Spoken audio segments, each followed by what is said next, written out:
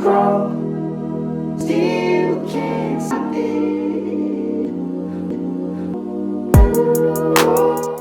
What is up? I am Crypto Mason, and welcome back to the Crypto Mason YouTube channel. You guys are the Gold Squad. I am also part of the Gold Squad. We find gold in every aspect of our lives, folks. Every aspect. Okay, we've got an insane video today. At the end of this video, if you watch till the end, we will be covering why Ripple and why the banks would even want a high price on XRP. Does that make sense? Why would they even want to make us rich? We're going to answer it in this video. We've also got some INX news. The INX security token. As you know, I'm extremely bullish on security tokens, and I'm extremely bullish on the INX security token. We've also got some Flare network news, Ripple, Hbar, Ethereum, and let's get into it. Skip all the talk and make sure you drop a like, drop a comment as well. I really appreciate that. Make sure you drop a like, subscribe as well with post notifications on, and let's get into it. All right, so hopping in here, we see that we have taken a crash overnight. I woke up, we're below 1.5 trillion on the market cap, down 14% as a whole. Bitcoin dominance 41.4. Now look at this. Bitcoin is at 32,000, right? So do you think 30K is the bottom? Because there seems to be a fight going on at this 30K level with whales trying to drive the price down below 30K so that they can really buy in below 30K. We got Ethereum 2,400. If this continues to drop, I will be buying, of course. You got XRP at 82 cents, which is amazing right there. You've got, what else were the amazing buys? VeChain at 10 cents. Watch this, though. Watch this. Algorand also 90 cents. If you guys haven't entered any of these are decent times to stack up. We've got Hbar at 20 cents. Now, watch this. You guys see this? I've been watching Hbar's volume, and it is up 68. Didn't that just say 350? I swear that just said 350%. Yeah, look at that. 350%? I don't know, but the volume is big up. Are you accumulating? That's the question. These people seem to be accumulating. That volume is going crazy. But as for another good buy would be Telcoin. Where's Telcoin? Right here. Telcoin could be a good buy. I've been hearing so much good stuff about Telcoin. I'm personally not invested, but if I were to invest, now would be a decent time. Look at that, 37% down in 30 days. That's a straight up downtrend. Here's the first piece of news. We got Ripple proposing federated side chains for XRP Ledger smart contracts. So bullish. This is amazing right here. Basically, federated side chains will enable developers to implement new features such as native smart contracts that interoperate seamlessly with XRP and the XRP ledger. Doesn't that sound like Flare? Like, I don't understand what is going on with this smart contract thing. Like, they say they're enabled for smart contracts. Now they're doing federated side chains. Now they do on-chain partnership, which we know Flare is DeFi or Flare Finance. I don't know, but this would be really good. This would be really good. Ripple would need to build new federated software that connects the side chains. Each federated side chain would function as its own blockchain, and XRP, or the side chain's native asset, could be moved from one chain to another. Crazy. Really good news right there. We've got Flare Network. Flare Network has raised 11.3 million from seed round and angel investors. So it looks like they had contributions made by Digital Currency Group, Kinetic Capital, Coin Fund, LD Capital, a bunch of good people right here. OKEX, Dream Fund, Genesis Capital, Ripple, Litecoin founder Charlie Lee, who we know is connected with INX as well. He's an investor in INX. So this is super good right there. It's sparking interest. And you guys know I'm heavily invested in Flare with my own money. I did not claim the airdrop. If you want to ask me about that, just DM on Instagram. I'll tell you why I didn't claim the airdrop, because it's kind of a long thing. Basically, kind of for tax reasons, kind of because I'm an idiot and I listened to somebody who said it's not available in Canada. and some other reasons. But here we've got these idiots saying that the U.S. just seized 2.3 million in Bitcoin, of course, from Colonial Pipeline hackers. So we had the Trump little hit piece on Bitcoin before, and now we have this. Look at this. Bitcoin has dipped in the last 24 hours, possibly because some believe that the FBI was able to hack the network. What? So they're tripping right there with this, but I mean, cash is more private than Bitcoin. Like, I don't know. That's definitely going to do some damage. This will probably hit mainstream news. That money number is high enough. Pipeline sounds good on the news. That'll hit the mainstream news. I can't wait for my mom to ask me about this hack and why Bitcoin's a scam. Ethereum whales are still hodling ETH accumulated since October 2020. So here's some on-chain analysis right here. Basically, all the whales who bought Ethereum in October 2020 are still holding. Ethereum whales holding 1K to 10K ETH are still holding their coins. Ethereum's daily address activity is on the decline, which is bearish. This right here, which is basically some on-chain activity on the Bitcoin network, and it has recently dropped off. But coins that were accumulated in the early bull market are slowly maturing to long-term holder status. So this is from Glassnode as well. Glassnode's a really good website to look at on-chain analysis. But look at that. ETH whales still accumulating, and the early bull market buyers for Bitcoin are still holding.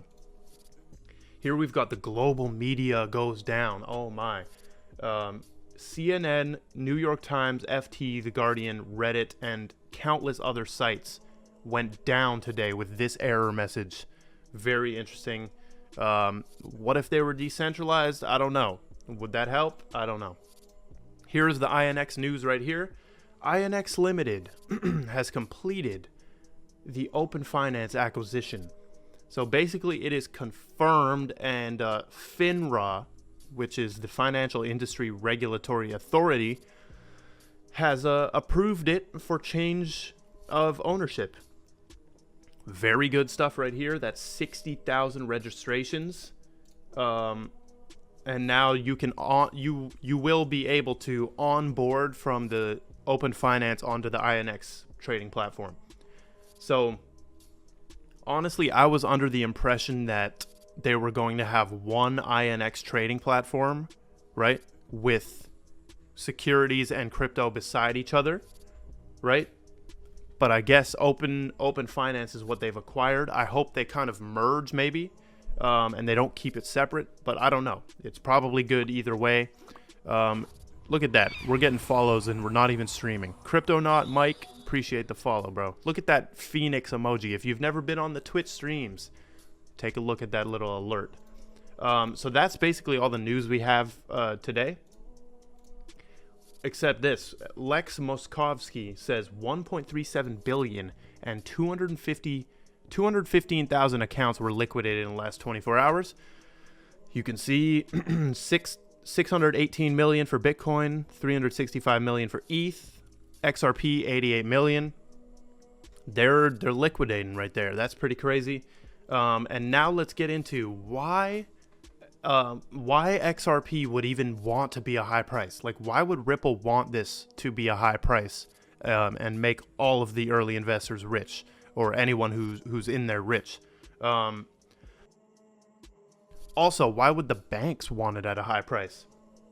So, this is an official tweet from David Schwartz right here. He says, a higher price for XRP would help Ripple in several ways. Several ways. So the number one reason why XRP should be at a very high price is that the XRP that Ripple actually holds, because remember, they freaking hold a lot of it. They do hold a lot of it. The supply is kind of centralized.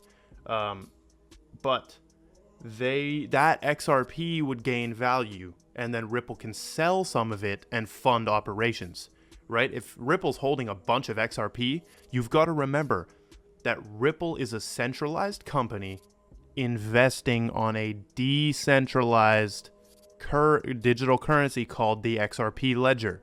You got to remember that. That's very key. Ripple is centralized. And you got to remember, Bitcoin is literally centralized. The hash rate is centralized. So there's aspects of decentralization that are no longer there on some of these things, which I don't have a problem with. If we're trying to set up the new internet, whatever needs to be done, as long as we get wealthy off of it.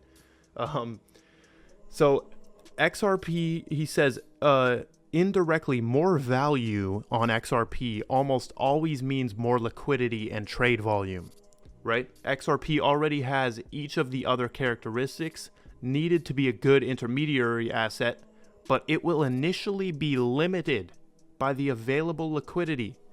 So greater liquidity will give Ripple more flexibility. Perfect. A great reason right there. Here's another great reason. Whether it makes sense or not, XRP's price is seen as a measure of Ripple's success or likelihood of future success. Now, that's a scary comment right there, because that reminds me of a security, right? Reminds me of a security, but it is true. Like XRP, if the XRP is doing really good, that kind of is perceived as Ripple is a successful company. That just makes sense, and that's just how it is. And that's honestly because they connected them so closely at the start. I don't know why the hell they did that. Maybe they were trying to tell you that if you invest in XRP, it's kind of, you're going to be investing in the success of Ripple. I don't know. I'm not a lawyer. F all that stuff. I'm none of that. It's up to your own discretion as always. It is also important that it not be terribly expensive to hold XRP. A higher price will mean that a similarly sized cell would produce less volatility, so a higher price could mean a lower cost to hold XRP, so long as XRP's general price direction is up. The volatility can be hedged without much difficulty. That just cracked the code for me. Like, they always say, so there's two options right here. They always say that we want less volatility. The banks, before they use XRP, they want to see less volatility. So, okay, that spawned the idea in my head, like, damn, wouldn't it just be good to make it a stable coin and then there's no volatility? But that shit doesn't work because there's only 100 billion hard-capped XRP ever made. So how would that even work? If XRP is pegged at $1, listen very closely to this. This is important. If XRP is pegged at $1 and is a stable coin, even $2, but let's take $1, that means that 100 billion XRP equals $100 billion. Banks have way more than $100 billion. They have trillions, and it circulates. That would be impossible to facilitate that with a $1 XRP. So, to get rid of that volatility, put the price way up. And David Schwartz right here is saying the volatility, like a super big sell would produce less volatility if there's a higher price, which makes sense. Now, right here, he says the higher the price of XRP, the larger payments Ripple can target. When you're expecting exponential growth, even a small increase in your starting point can pay huge dividends down the line. So very crazy points right there. I hope you enjoyed that. That should crack codes in your head like, wow, okay, so they are acknowledging that there's a way up and not remain stagnant. Like, it always comes in my head, why? Or can they do everything they, like, for me, Ripple is a very revolutionary company, so can they change the world and keep the price low? Can they do that? And why would they want to do that? We just disproved everything on why they would want to do that and keep the price low. So I hope you enjoyed. Make sure you drop a like, smash the like button, smash the subscribe button. Make sure you follow on Instagram and Twitter. I love you all. Shout out to the Gold Squad, and goodbye. Crawl, steal.